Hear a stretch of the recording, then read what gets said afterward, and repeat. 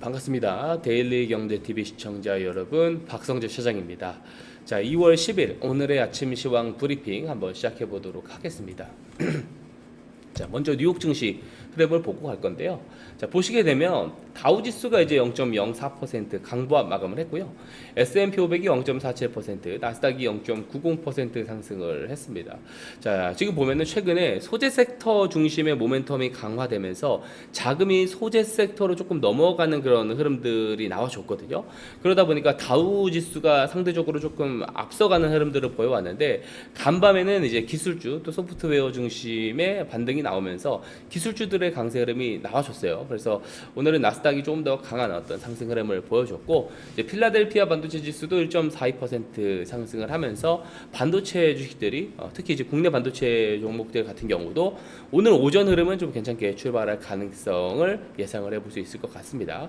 그리고 이제 국제유가 WTI 국제유가 같은 경우도 1.27% 상승을 했는데요. 현재 이제 미국과 이란의 어떤 지정학적 불안감이 지금 지속되고 있는 상황이잖아요. 그러다 보니까 유가가 간밤에도 상승 흐름을 보여줬고, 그리고 이제 금값이 최근에 변동성이 강한데 5,500불을 찍고 5,000불을 크게 깨고 내려가다가 이제 4,700불까지 떨어졌네요. 그리고 다시 한번 지금 온스당 5,000불을 넘어간 상황이에요. 그러니까 이제 금값이 최근에 강세 흐름을 다시 볼 수 있는 이유는 안전자산 선호 심리가 우선 있겠죠. 그러니까 이제 미국과 이란의 어떤 이런 지정학적 불안감도 있겠지만, 최근에 그 제가 앞에서도 이야기했지만 다우지수가 강세 흐름을 보였다라고 이야기를 드렸잖아요. 즉 소재 섹터의 강세 흐름이 뭐냐면 실제로 캐시카우, 그러니까 캐시 현금 흐름이 정말 좋은 기업들로 자금이 몰린다는 거예요. 그래서 최근에 그 한국 증시의 흐름도 보면 금융주들이 또 강세 흐름을 보이기도 했거든요. 이런 흐름들 자체가 이제 기술주보다는 조금 더 안정적인 어떤 현금 흐름을 보여주는 기업으로 자금이 이동한다라고도 해석을 할 수 있어요. 즉 현재 경기 상황을 그렇게 투자자들이 좋게 보고 있지는 않은 거죠. 그래서 자금의 흐름이 이런 바뀌는 흐름들도 보여줬어요.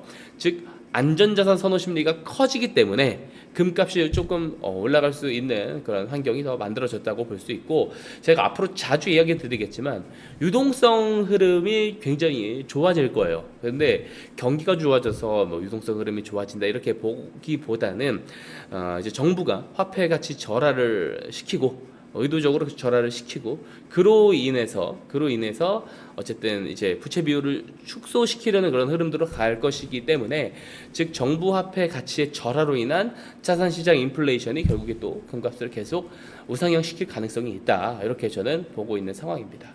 그리고 현재 미국 국채금리, 2년물 국채금리, 10년물 국채금리가 하락을 했어요. 근데 원래는 이제 상승 요인이 좀 있었습니다. 그러니까 중국에서 미국채 보유 축소가 계속해서 지금 중국이 미국의 어떤 국채 보유를 줄여가고 있다, 더 추가적인 어떤 수요는 없는 상태다, 이런 것들이 보도가 되고 있거든요. 다만 그런 상황에서도 다른 국가 수요가 견조하다라는 내용들이 나오면서 오히려 국채금리는 소폭 하락을 하는 그런 모습을 보여줬습니다. 자, 그러면 이제 우리 업종으로 넘어가서 한번 보게 되면, 현재 보시게 되면 소프트웨어 쪽이 강세 흐름을 보였죠. 그리고 반도체 쪽도 강한 어떤 흐름들을 보여줬는데요. 다만 변동성은 여전히 살아 있습니다. 최근 그 블루칩 순환매가 나타나면서 다우가 그동안은 상대적으로 강세 흐름을 보였거든요. 근데 이제 간밤에는 이제 급락했었던 기술주들이 좀 반등을 보여주고 있어요. 다만 좀 선별적으로 올라간 모습이 있습니다. 뭐 SAP라든지 세일즈포스, 뭐 서비스나우, 오라클 이런 기업들, 특히 오라클이 정말 세게 올랐습니다. 9.64% 상승을 해준 모습이고, 하락한 종목들도 있죠. 보면 어도비, 우버, 워크데이, 일부 또 사스 기업들, 이런 기업들이 하락을 했고요. 이게 전부 다 사는 기술주들을 전부 다 담는 장은 아닌 겁니다. 그래서 데이터베이스, 보안, 인프라 중심의 종목을 선별적으로 좀 담아가고 있는 모습을 이렇게 확인을 해볼 수 있습니다. 자, 오라클이 지금 9% 상승을 했거든요. 그래서 오라클 한번 이 분봉 차트를 한번 이렇게 보게 되면 엄청 강하게 올랐습니다. 그 장 초반에 세게 올라간 그런 모습을 이렇게 보여주고 있는데요. 그 길 루리아 DA 데비슨 애널리스트가 투자 의견 상향 조정을 했어요. 그리고 이제 AI 사업 기대감이 좀 있는 상황이죠. 그리고 리너 CIO 같은 경우는 그 시장이 급격한 과매도 구간에 진입을 한 상태에서는요, 작은 호재도 크게 작용할 수 있다, 이런 이야기를 했어요. 그러면서 이제 지난주 매도세 이후 기술주와 소프트웨어 부문이 과매도 되어 있었다, 이런 이야기를 코멘트를 했습니다. 그런 상태라고 분석을 했고, 다만 일각에서는 이 기술주 조정 이후에 나타나는 데드캣 바운스, 그러니까 이제 기술적 반등의 가능성을 언급을 하기도 했습니다. 그래서 실적과 경제 지표가 이를 뒷받침할 수 있는지가 관건이다. 이런 분석들이 좀 있어요.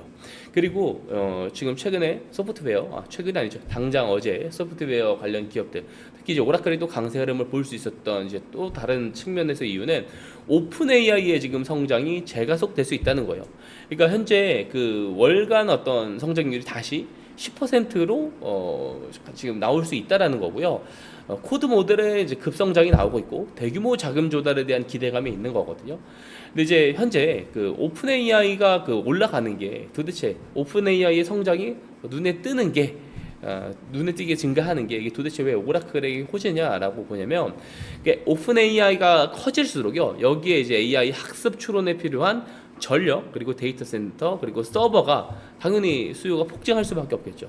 그 인프라를 가장 직접적으로 판매하는 회사가 오라클인 거예요. 그래서 이런 오픈 AI 관련된 이슈, 뭐 AI가 소프트웨어를 죽인다는 공포는 과장이라는 이제 월가의 인식까지도 확산되면서, 또 오픈 AI의 성장이 또 점쳐지면서 오라클이 또 역수혜를 보는 그런 상황이 나오고 있습니다. 현재 AI 인프라, 클라우드 소프트웨어 지출이 계속된다라는 쪽으로 기대가 되살려지고 있고요. 그래서 현재 보면 간밤에 뭐 엔비디아, 마소, 이제 오라클 같은 AI 생태계 이제 수혜주들이 반등을 좀 주도했다라고 볼 수가 있겠습니다. 자, 이제 기업 이야기는 이제 오라클이 좀 주였다라고 볼 수가 있고요. 중요한 게 이번 주 예정된 그 고용 데이터거든요. 보시면 2월 11일, 이게 내일 한국 시간으로는 이제 오후 10시 30분에 좀 발표가 될 예정인데, 현재 연방정부 셧다운으로 연기가 그동안 됐었던 이제 1월 고용 동향 보고서가 이제 이번에 발표되는 거예요. 원래는 항상 첫 주 금요일에 고용 데이터가 발표가 되는데 이번에는 좀 밀려가지고 이제 2주 차에 수요일에 발표가 되는 겁니다.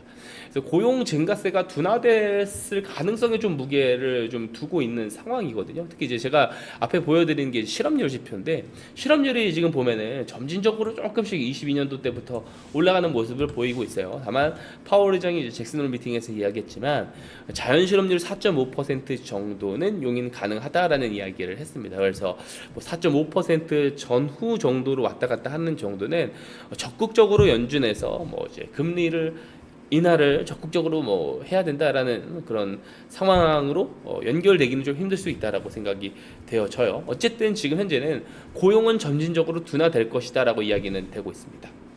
여튼 그 수요일에 나오는 고용 이제 보고서에서 이제 임금, 시간당 임금 상승률도 잘 봐야 되고요. 그리고 화면에 보시는 실업률, 최근에 보면 예측치보다 어때요? 계속해서 결과가 낮게 나오다가 최근에 이제 그 데이터 12월 데이터가 이제 예상치보다 낮게 나왔죠. 이때가 낮게 나오고 작년 1월 이제 9월 데이터 한번 보게 되면은 그때 높게 나왔습니다. 그죠? 그래서 이번에는 예측치 정도로 나오느냐, 예측치보다 낮게 나오느냐가 중요할 것 같은데, 오히려 낮게 나오는 건 그렇게 좋은 상황은 아닙니다.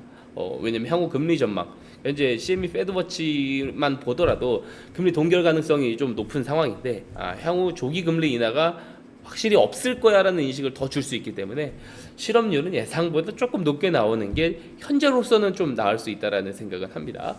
자, 그리고 이제 중요한 게 1월에 또 이제 CPI가 발표가 돼요. CPI. 자, 근데 물가는 1월 특성상 예상보다 좀 높을 수 있다라고 예상이 되고 있어요. 연초에는 좀 소비가 높다 보니까 특성상 예상보다 높을 거다라는 이야기가 있습니다. 다만 기대 인플레이션은 또 안정적인 상황이에요. 현재 향후 1년 그 기대 인플레이션 같은 경우가 3.1%입니다. 3.1%. 이제 이게 어느 정도냐면 지난 월 대비해 가지고 0.3% 정도 하락을 한 수치고요. 이게 3.1%라고 하면은 지난해 7월 이후에 최저치라고 볼 수 있어요. 지난해 7월도 3.1%가 나왔거든요.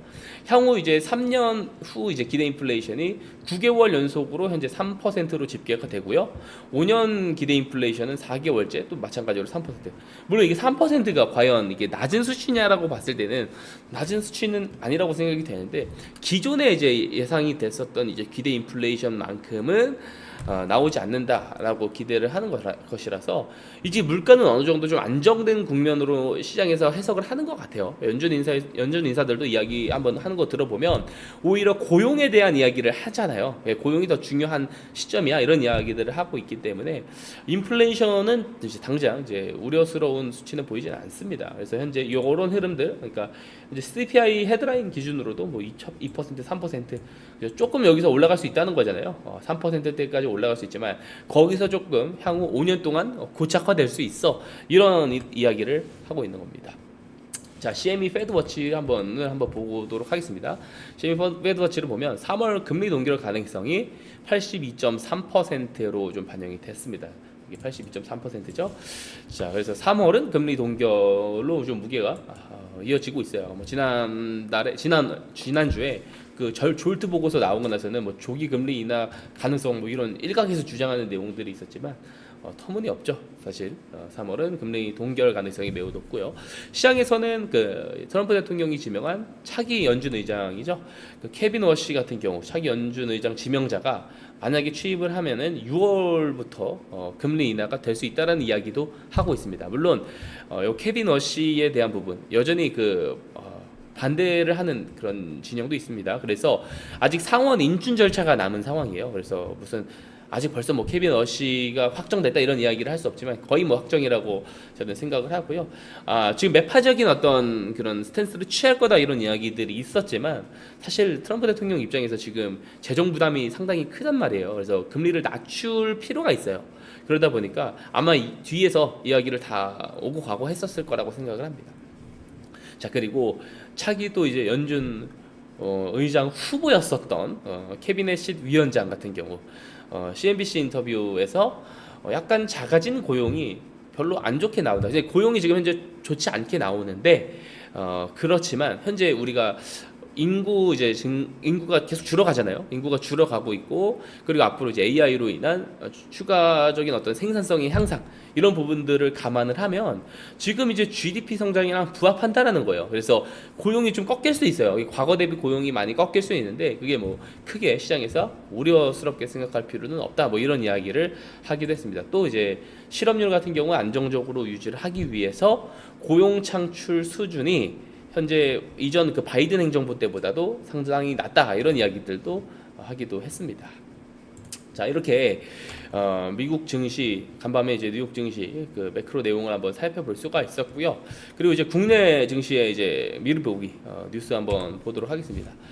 현재 SK 하이닉스 그리고 이제 HBM4를 공급을 본격화한다. 2월부터 엔비디아의 공급을 본격화하죠. SK 하이닉스랑 삼성전자가 본격화할 테고 한번 보게 되면은 매출 추이 전망이에요. 매출 추이 전망을 보면 물론 이제 삼성전자가 그러니까 SK 하이닉스 입장에서는 이제 사실 그동안 보여줬던 엔비디아의 HBM을 독점 공급하는 모델이 물론 깨지긴 했습니다만 여전히 가장 큰 이제 점유율을 가져가면서 갈 거거든요.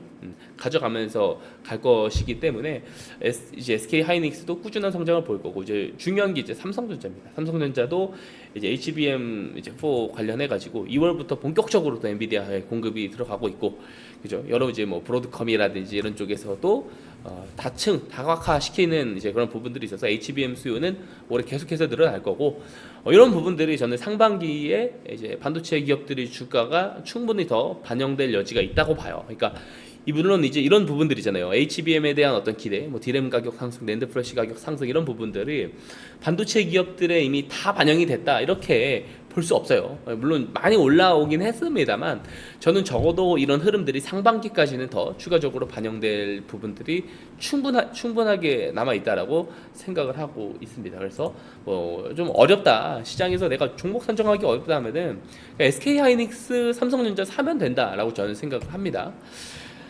자, 그리고 이제 자동차 쪽에서도요. 이제 현대차 자율주행 파운드리 속도 올린다. 현재 이제 현대차가요. 2028년까지 구글 웨이모에 공급하는 자율주행 차량은 최소 5만 대 이상으로 예상된다라고 하죠. 대당 공급 단가가 5만 달러로 가정한다라고 이야기를 하고요. 지금 이제 현대차의 어떤 그런 추가적으로 줄 수 있는 그 멀티플, 그러니까 밸류에이션의 리레이팅이 있을 수 있다라는 것들이 현재 CES 2026부터 나오기 시작을 했거든요. 그러니까 이게 웨이모와 자율주행 관련된 어떤 협업도 보여주고 있고요. 또 이제 보스턴 다이나믹스의 아틀라스도 이제 공개를 하면서 현대차가 지금 테슬라가 이제 만들어냈었던 그런 어떤 기술주, 그러니까 이제 성장 그 모델을 그대로 조금 구현을 해가려는 그런 흐름들이 나오고 있습니다. 물론 아직 뭐 가격 비용 절감 측면이라든지 어떤 사업 이제 포트폴리오 측면이라든지 그런 것들을 봤을 때 물론 아직 현대차가 테슬라를 완전히 좀 잘 따라갈 수 있다라고 동일한 평가를 받기는 좀 힘들 수 있습니다만 어쨌든 현대차의 내러티브도 단순히 내연기관차 이제 전기차를 넘어서 자율주행과 이제 로보틱스 쪽으로 지금 넘어가고 있는 것이 상황입니다. 그래서 현대차는 특히나 지금 주목해야 된다. 유동성이 좋아지는 상황에서 특히나 주목을 많이 해야 된다라고 저는 생각을 하고 있습니다. 자, 이제 미래에셋증권 뉴스인데요. 미래에셋증권 한번 보게 되면은 그 세전 이익이 2조 원을 돌파한다. 전 부문에서 역대급 호조를 보인다라고 하는데, 자 실제로 그 9일 미래에셋증권의 이익이 나왔죠. 어제입니다. 어제 이익이 나왔는데 세전 이익이 2조 800억 원 정도예요. 이게 전년 대비 약 그 70% 정도 증가를 한 수치거든요. 당기 순이익이 1억 거의 6천억 원 정도, 1조 6천억 원 정도 되고요.